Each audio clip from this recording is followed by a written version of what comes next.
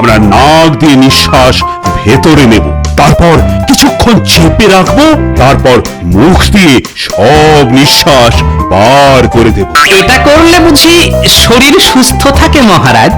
অবশ্যই থাকে গোপাল। যারা সকালে উঠে যোগ ব্যায়াম করে তাদের শরীর সব সময় সুস্থ থাকে। আমি তো সারাদিনই যোগ করি মহারাজ। সকালে যোগ ব্যায়াম, তারপর রাজকোষের হিসেবের যোগফল। অনেক যোগ করেছেন মন্ত্রী মশাই, এবার একটু বিয়োগ করে আসুন। মানে তাড়াহুড়োর চোটে সকালবেলা মুখ ধুয়ে আসতে ভুলে গেছি।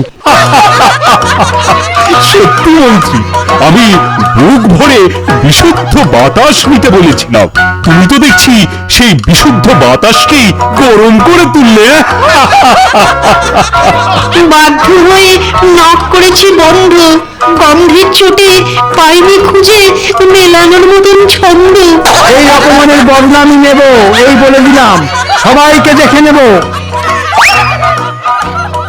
গোপালটা দেখছি সবার উপরে, সবার প্রথমে ওকেই জব্দ করতে হবে। গোপাল প্রত্যেকবার আমাকে টেক্কা দিয়ে চলে যায়। হাজার চেষ্টা করেও মহারাজের কাছ থেকে গোপালকে আলাদা করা যায় না। একবার যদি মহারাজের সামনে গোপালকে ছোট করতে পারি, তাহলে আর আমাকে পায় কে?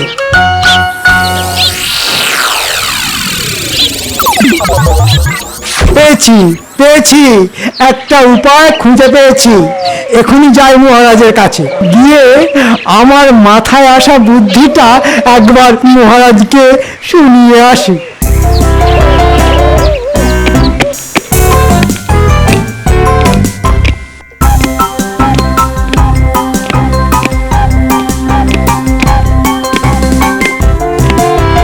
মহারাজ মহারাজ, মানে বাড়ির দিকেই যাচ্ছিলাম মহারাজ। রাস্তায় নিজের ছায়া পড়ে থাকতে দেখে আমার মাথায় একটা বুদ্ধি এলো, তাই বাড়ি না গিয়ে সোজা আপনার কাছে ছুটে এলাম। গন্ধের চোটে মহারাজ দেখছি অজ্ঞান হয়ে গেলেন। মহারাজ মহারাজ, উঠুন মহারাজ, একবার আমার বুদ্ধিটা শুনে দেখুন। ভাত হলো? ভাত তো অনেক আগেই হয়ে গেছে। তাই নাকি? তবে আর দেরি কেন? দুটি খেতে দাও তাড়াতাড়ি। তখন থেকে দেখছি অমন গামছা মাথায় মুছেই চলেছো। বলি অমন করে মুছতে থাকলে তোমার মাথায় বাকি যে কটা চুল আছে সে কটাও যে উঠে যাবে গো। আরে তাতে কি গিন্নি, গোপাল ভাঁড়ের মাথার দাম যে লাখ টাকা, তাতে চুল থাকুক আর নাই থাকুক। খালি বড় বড় ভাষণ, এদিকে কাজের কাজটি নেই। বলি ঘরের আড়ায় যে ঘুম ধরেছে, কোন দিন না হুড়মুড় করে সব ভেঙে পড়ে। কেন? এই তো কদিন আগেই আড়ার বাঁশগুলোতে আলকাতরা মাখিয়ে দিলাম, এর মধ্যেই ঘুম ধরে গেল। বলি তোমার কি 24 মাসে 1 বছর হয়? সেই কবে বর্ষে আলকাতরা মাখিয়েছে, বছর ঘুরতে চললো আর বলে কিনা কয়েকদিন আগেই আলকাতরা মাখিয়েছে। আচ্ছা ঠিক আছে, হাতে পয়সা করি এলে না হয় একদিন পাঁচুকে ডেকে চাল নামিয়ে আড়ার বাঁশগুলোতে আচ্ছা করে আলকাতরা মাখিয়ে দেবো। হ্যাঁ, এই রে, ঠিক হয়েছে। আজ মাথায় বাঁশের গুঁড়ো পড়ছে, কাল বাঁশ ভেঙে পড়বে। এবার দয়া করে একটা কিছু ব্যবস্থা করো গো, না হলে চাপা পড়ে মরবো কোন দিন।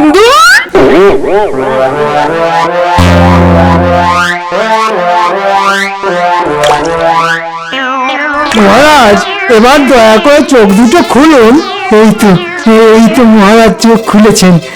আমার বুদ্ধিটা তবে এইবার বলি।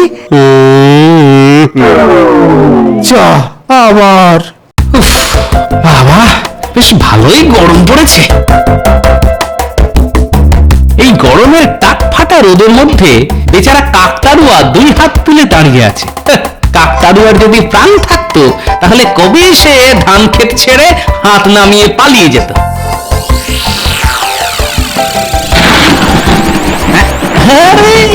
এই যে দেখছি মেঘনা টাইপে জল, না তাড়াতাড়ি পা চালাই, না হলে ভিজে গায়ে রাত সবাই বসতে হবে। মুখ খুলবে না মন্ত্রী, যাই হয়ে যাক একদম মুখ খুলবে না। এই যে দেখছি মহান আছড় বান্দা। আচ্ছা বেশ বেশ, তুমি আমাকে যা বলতে চাইছো সব একটা পাতায় লিখে দাও, কিন্তু খবরদার মুখ খুলবে না একদম।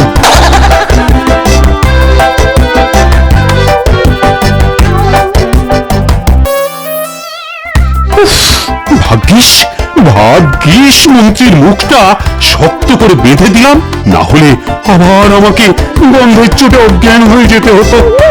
বাবা, কি হলো মন্ত্রী? লেখা শেষ?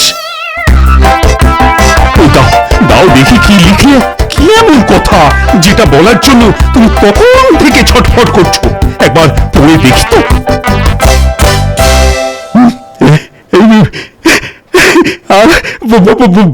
বাবা মন্ত্রী বাহ, এই তোমাকে যতটা মরকট ভাবতাম তুমি তো অতটা মরকট না। শরীর থেকে ছায়া কোনোদিন আলাদা করা যায় না, এই বুদ্ধিটা তো আগে আমার মাথায় আসেনি।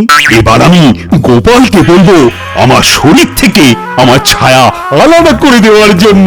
ও আমি জানি হাজার চেষ্টা করলেও গোপাল আমার শরীর থেকে আমার ছায়া আলাদা করতে পারবে না।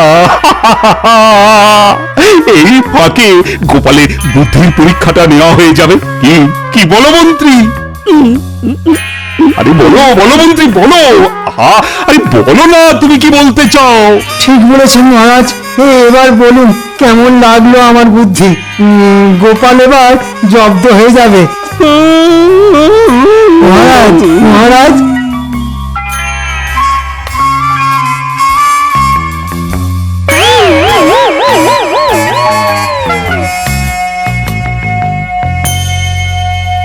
কি গোপাল? আর বলবেন না মহারাজ, রাস্তায় হঠাৎ বৃষ্টি এলো, হাতের কাছে এই গামছাটাই পেলাম, তাই জড়িয়ে নিয়েছি। গামছাটা আজ তোমাকে বৃষ্টির ভেজার হাত থেকে বাঁচিয়ে দিল গোপাল।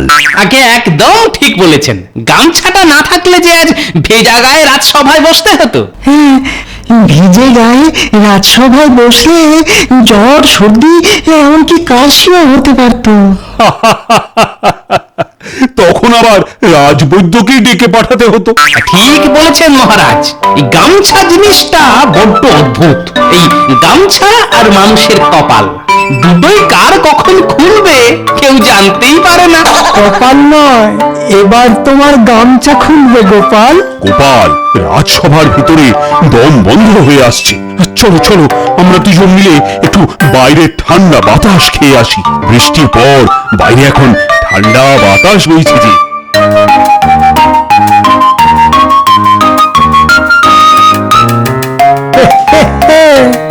এইবার জমিয়ে খেলা।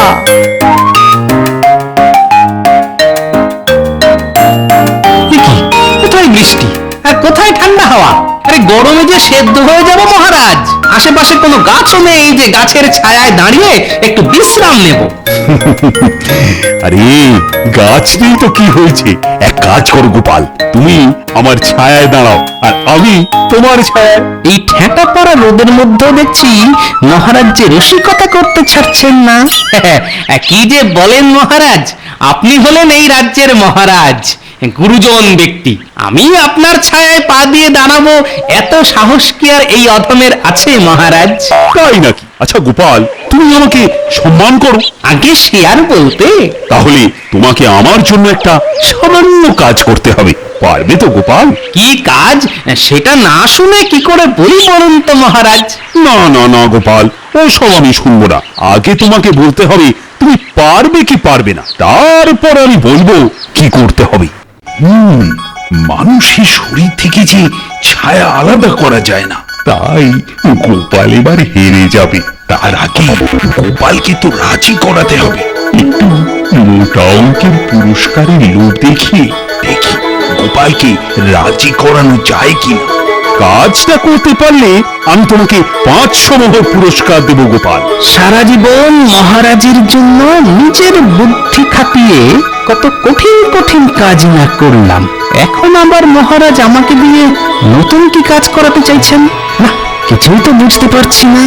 এদিকে কাজটা করতে পারলে 500 মোহর পুরস্কারও পাওয়া যাবে। হলো গোপাল? আরে অত কি ভাবছো? বলো বলো, তুমি পারবে তো? আগে গোপাল ভাঁড় পারবে না এমন কোন কাজ কি আছে মহারাজ? আমি জানতাম গোপাল, আমি জানতাম তুমি রাজি হবেই হবে। এবার তাহলে আমাকে কি করতে হবে সেইটাই বলুন মহারাজ। বলছি বলছি, খুব সোজা কাজ। এই দেখো না, মাটিতে আমার ছায়া পড়ে আছে, আমি যেখানে যাব এই ছায়াও আমার সাথে সেখানেই যাবে। তোমাকে শুধু আমার শরীর থেকে আমার ছায়াটাকে আলাদা করে দেখাতে হবে। হ্যাঁ, শরীর থেকে ছায়া আলাদা করতে হবে? হ্যাঁ গোপাল, তুমি ঠিক শুনেছ। মাথার উপরে সূর্য থাকবে, কিন্তু মাটিতে আমার ছায়া পড়বে না। ভাবো ভাবো গোপাল।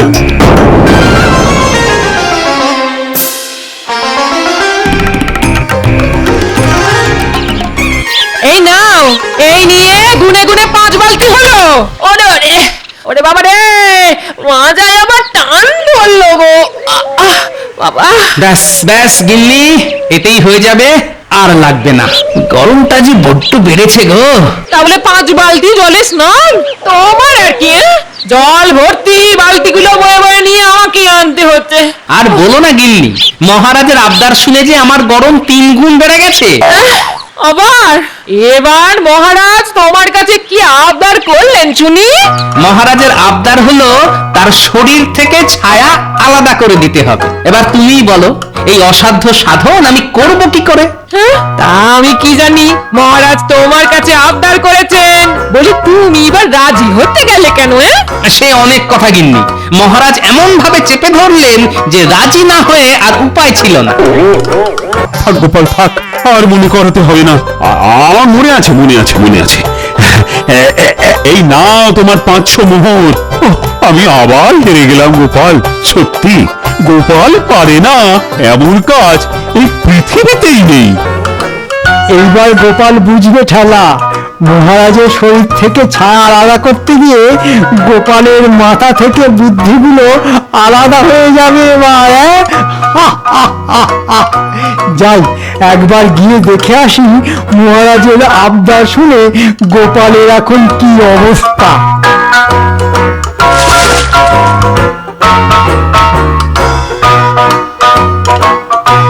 সর্বনাশ! এ কি গিন্নি, তোমার চুলে মুহূর্তের মধ্যে পাক ধরলো কি করে? হ্যাঁ, বোঝো কাণ্ড। বলি চুলে পাক ধরবে কেন? আমার মাথায় বাঁশের গুঁড়ো পড়ছে। হ্যাঁ হ্যাঁ হ্যাঁ, সেটাই তো দেখছি।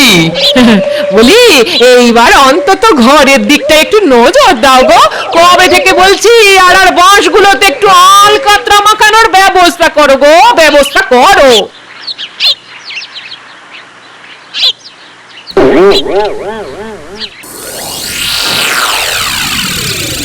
হ্যাঁ, ধরেছি। কেউ নিশ্চয়ই ওই পাঁচিলের ধারে দাঁড়িয়ে দাঁড়িয়ে আমার ঘরে আড়ি পাচ্ছে। হ্যাঁ, ছায়ার মাথায় পাগড়ি। মন্ত্রী মশাই দাঁড়াও, দেখাচ্ছি মজা।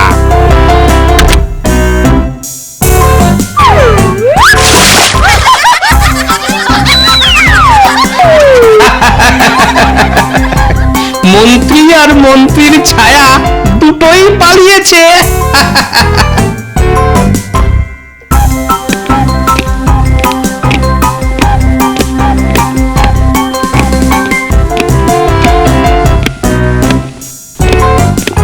মহারাজ মহারাজ, কি মন্ত্রী, তুমি স্নান করতে করতে পালিয়ে এলে নাকি?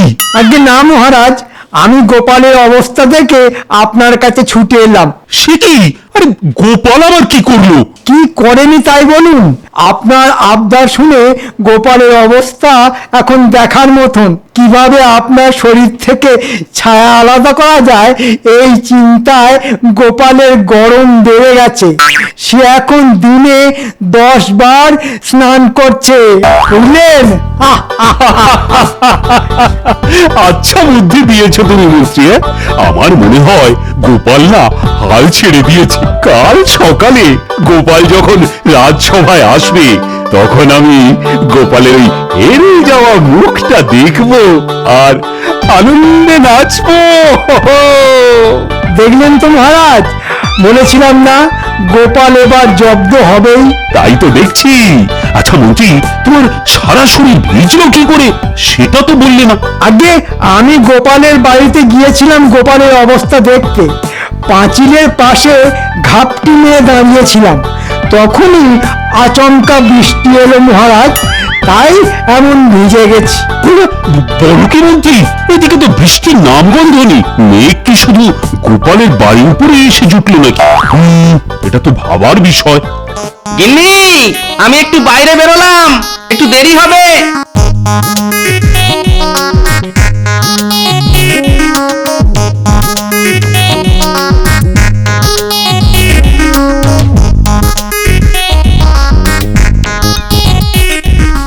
এই তো পেয়েছি পেয়েছি, উপায় খুঁজে পেয়েছি।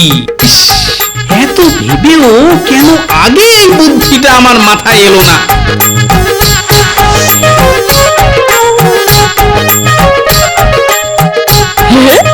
বলি এত টাকা কোথায় পেলে শুনিয়ে? রাতারাতি মাছ আলকাতরা কিনে এনে ঘরের কাজে লেগে পড়লে যে। এখনো পাইনি গিন্নি, এবার পাবো। হ্যাঁ, বলি কি এ দেবে তোমাকে টাকা? কেন মহারাজ দেবেন? মহারাজের শরীর থেকে ছায়া আলাদা করে দিতে পারলে মহারাজ আমাকে 500 মোহর দেবেন বলেছেন।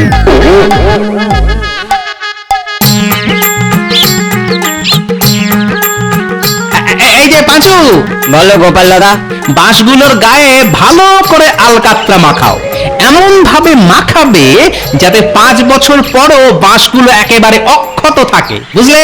কোনো চিন্তা করো না গোপাল দাদা, আমি আচ্ছা করে বাঁশগুলোর গায়ে আলকাতরা মাখিয়ে দিচ্ছি। কিন্তু গোপাল দাদা, এই কটা বাঁশের জন্য এত আলকাতরা কেনার তো কোনো দরকার ছিল না। ছিল ছিল, দরকার ছিল। ভাই পাঁচু, তোমাকে যে আরো একটা কাজ করতে হবে। কি কাজ বলো গোপাল দাদা, আমি এক্ষুনি করে দিচ্ছি।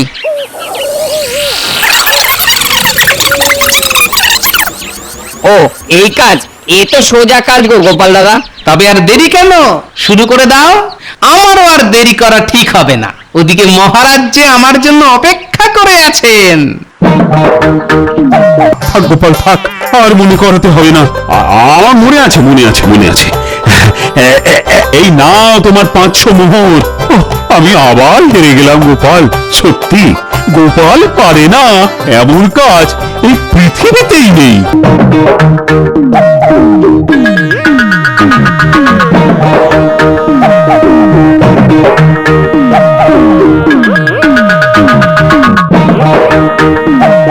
এই প্রথম গোপালের হেরে যাওয়া মুখ দেখবো আমি। না জানি গোপালের হেরে যাওয়া মুখটা কেমন দেখতে হবে। আমার মনে হয় গোপালের হেরে যাওয়া মুখটা পচা কুমড়োর মতন দেখতে হবে মহারাজ। ঠিক বলেছেন মন্ত্রী মশাই, হেরে গেলে গোপালের মুখটা একেবারে পচা কুমড়োর মতোই দেখতে হবে।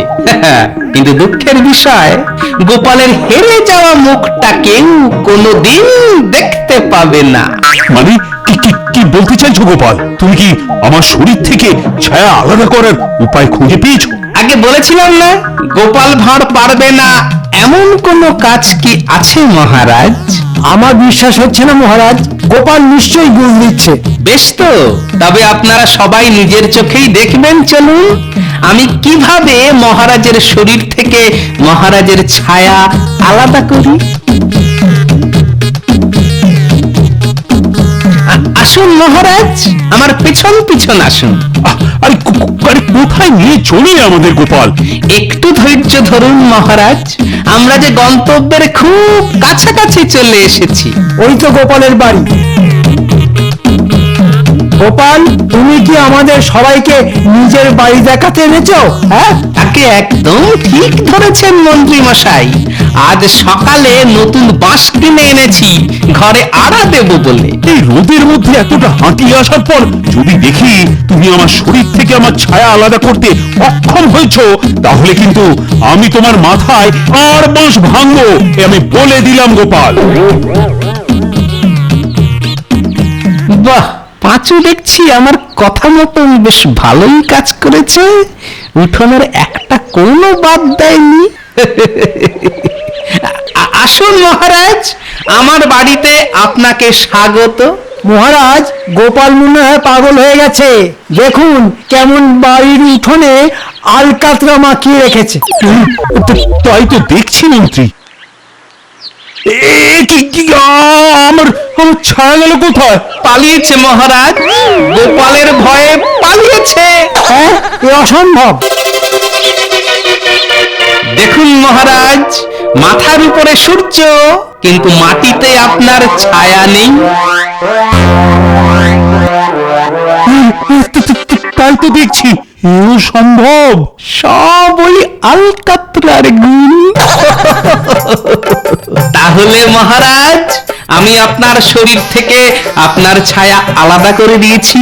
এরপর আপনি থাক গোপাল থাক, আর মনে করাতে হবে না। আমার মনে আছে এই নাও তোমার 500 মোহর। আমি আবার হেরে গেলাম গোপাল। সত্যি গোপাল পারে না এমন কাজ এই পৃথিবীতেই নেই। ধন্যবাদ মহারাজ। তবে এবার আসুন এই অধমের ঘরে। নতুন ঘরে মহারাজের পায়ের ধুলো পড়বে না, এ কি হয়? কই গো গিন্নি, তাড়াতাড়ি বেরিয়ে এসো। না না, এ হতে পারে না। এত সহজে আমার বুদ্ধিকে গোপাল জব্দ করে দিল। হ্যাঁ, আমার গরম লাগছে, মাথা ভনভন করছে, ভনভন করে ঘুরছে। হে মা, আমার একই অবস্থা হলো রে, পুরো আলকাতরায় মাখামাখি হয়ে গেলাম। হায় হায় হায়, কেন যে ছায়া আলাদা করার কথা বললাম। এখন তো নিজেকেই জীবন্ত ছায়া মনে হচ্ছে। দেখুন মহারাজ, মন্ত্রী মশাইকে পুরো জীবন্ত ছায়ার মতন দেখাচ্ছে। এবার বুঝবো কি করে কোনটা মন্ত্রী আর কোনটা মন্ত্রীর ছায়া?